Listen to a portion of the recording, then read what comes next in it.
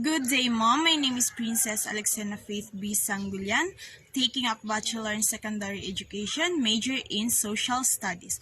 Now I'm going to summarize the learnings that I have learned in this subject. Now let's talk about the developmental theories and relevant theories. First is Sigmund Freud's psychosexual theory. So the psychosexual theory, these are called psychosexual stages because each stage represents the fixation of libido, or roughly translated as sexual drives or instincts on a different area of the body. So Freud believed that life was built around tension and pleasure.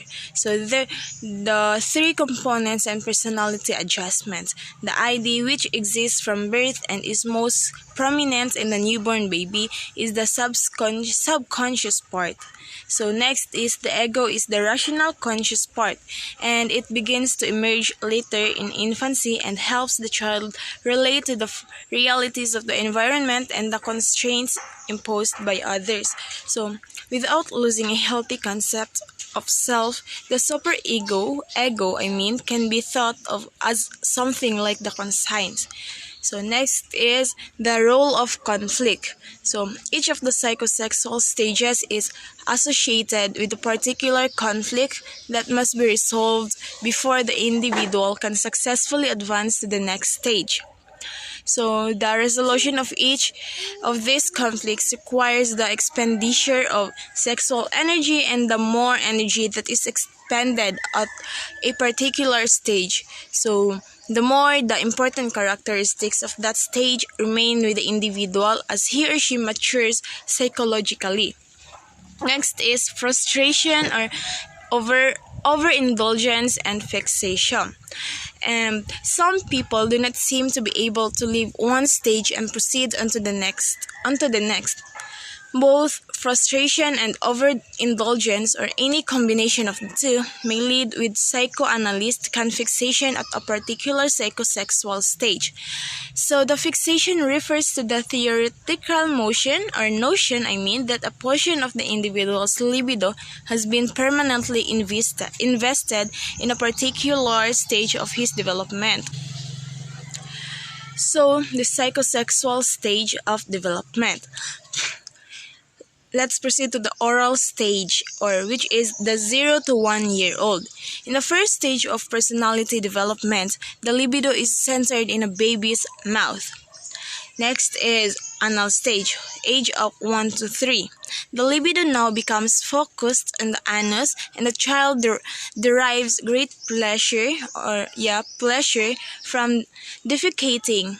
The child is now fully aware that they are a person in their own right and that their wishes can bring them into conflict with the demands of the outside world.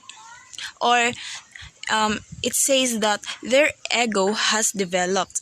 Next is phallic stage, or the age of 3 to 5 years old. It means that sensitivity now becomes concentrated in the genitals, and masturbation in both sexes or becomes a new source of pleasure. Next is latency stage, age of 5 or 6 to puberty. So it means that no further psychosexual development takes place during this stage, or the latent means hidden. Next is genital stage, or puberty to adult. This is the last stage of Freud's psychosexual theory of personality. Development and begins in puberty, and it is a time of adolescent sexual experimentation, the successful resolution of which is setting down in a loving one-to-one relationship with another person in our 20s. Next is, lastly, sexual instinct is directed into heterosexual pleasure, or the genital stage, or which means puberty to adult. So this is the last stage of Freud's psychosexual theory. Next is developmental theories and other relevant theories. Piaget's stages of cognitive development. So the concept of the concept is Jean Piaget's cognitive theory of development is truly a classic in the field of educational psychology. So this theory fueled other researchers and theories of development and learning, and it is focused on how individuals construct knowledge. So, the basic cognitive concepts. So, schema. Piaget used the term schema to refer to the cognitive structures by which individuals intellectually adopt to and organize their environment. It is an individual's way to understand or create meaning about a thing or experience. Next is assimilation. This is the process of fitting a new experience into an existing or previously created cognitive structure or schema. So, if the child sees another dog, this time a little smaller one, he would make sense of what he is seeing by adding this new information, or by looking or a different looking dog into his schema of dog. Next is accommodation. So, this process of creating a new schema. If the same child now sees another animal that looks a little bit like a dog but somehow different. Next topic is equilibration. So Piaget believed that people had the natural need to understand how the world works and to find order, structure, and predictability in their life. When our experiences do not match our schema or cognitive structures, we experience cognitive disequilibrium. So this means that there is a discrepancy between what is perceived and what is understood. Next is Piaget's stages of cognitive development. Stage 1. Sensory motor stage. The first stage corresponds from birth to infancy. This is the stage when a child who is initially reflexive in grasping, sucking, and reaching becomes more organized in his movement and activity. So the step 2 is pre-operational stage. So the pre-operational covers from about 2 to 7 years old, or roughly corresponding to the preschool years. Intelligence at this stage is intuitive in nature. At this age also, the child can now make mental representations and is able to pretend that the child is now over closer to the use of symbols. And it is also highlighted the following. The symbolic function. So, the symbolic function is the ability to represent intuitive in nature. At this age also, the child can now make mental representations and is able to pretend that the child is now over closer to the use of symbols. And it is also highlighted the following. The symbolic function. So, the symbolic function is the ability to represent objects and events. A symbol is a thing that represents something else. So, next is egocentrism. So the egocentrism is the tendency of the child to only see his point of view and to assume that everyone also has his same point of view. So the child cannot take the perspective of others. Next is centration. So this means that it refers to the tendency of the child to only focus on one aspect of a thing or event and exclude other aspects. So lastly is irreversibility. So it is a pre-operational children still have the ability to reverse their thinking. So you can understand that 2 plus 3 is 5 but cannot understand that 5 minus 3 is 2. Next is the stage 3. So the stage 3 is concrete operational stage. So, in this stage is characterized by the ability of the child to think logically but only in terms of concrete objects, So, this covers approximately the ages between 11 years or the elementary school years. The concrete operational stage is marked by the following. First is decentering. So decentering refers to the ability of the child to perceive the different features of objects and situations. Next is reversibility. So, during this stage of concrete operations, the child can now follow that certain operations can be done in reverse. Next is conversation. This is the ability to know that certain properties of objects like number, mass, volume, or area do not change even if there is a change in appearance. Lastly is seriation. So, seriation refers to the ability to order or arrange things in a series based on one dimension such as weight, volume, or size. Next is the stage 4.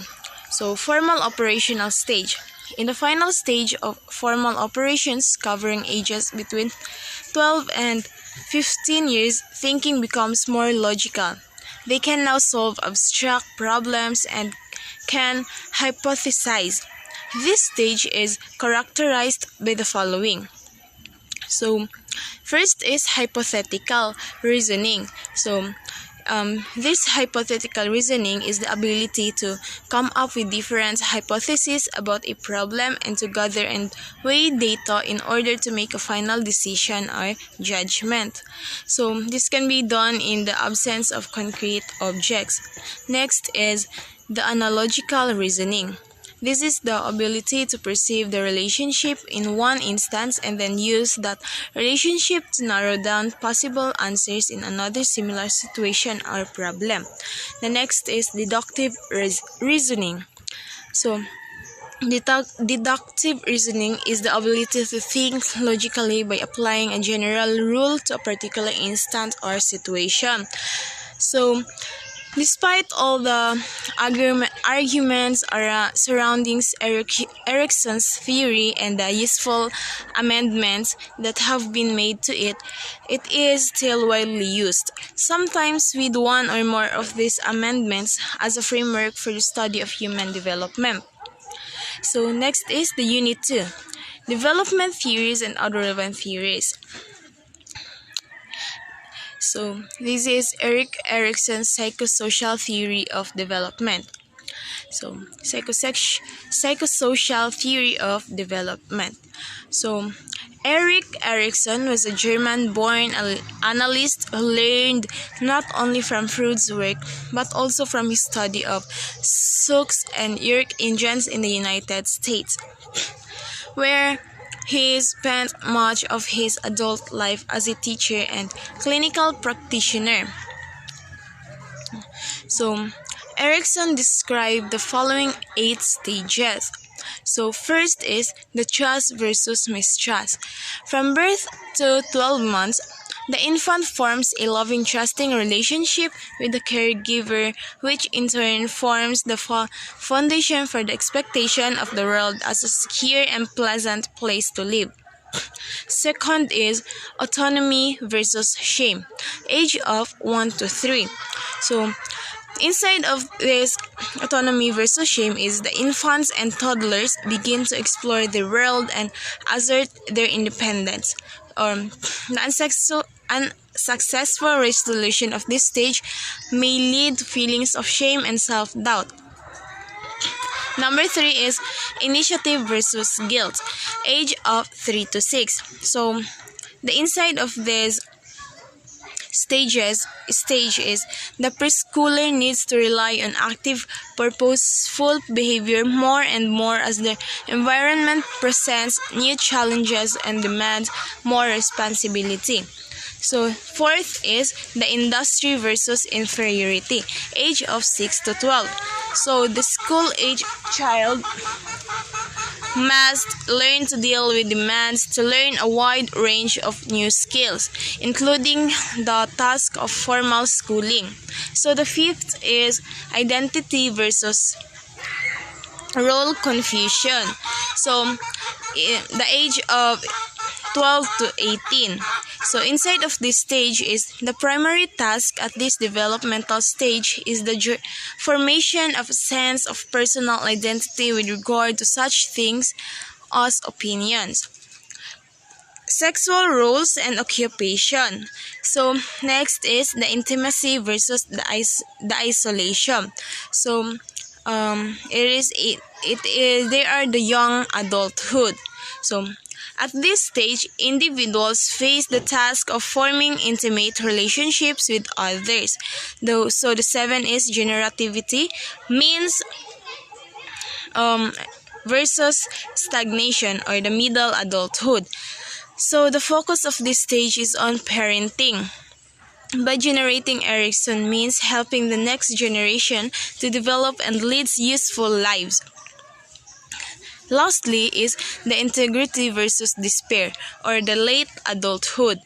If the individual has been Despite all the arguments surrounding Erickson's theory and the useful amendments that have been made to it, it is still widely used, sometimes with one or more of these amendments as a framework for the study of human development. Thank you for watching, and I hope you've learned something to my report.